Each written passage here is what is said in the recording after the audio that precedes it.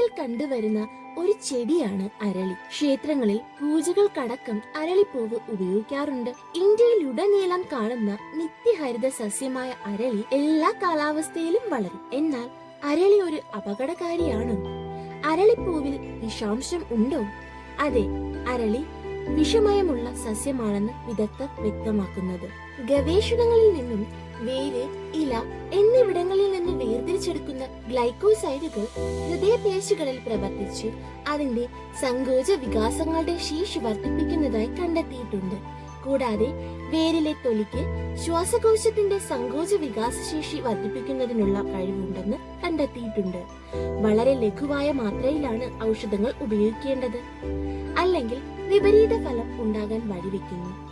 വിഷമുള്ളതാണ് എങ്കിലും ഔഷധമായും ഉപയോഗിക്കുന്ന ഈ സസ്യത്തെ ഉള്ളിലേക്ക് കഴിക്കുന്നതിനായി ആയുർവേദത്തിന്റെ പ്രാമാണിക ഗ്രന്ഥങ്ങൾ വിവരിക്കുന്നില്ല.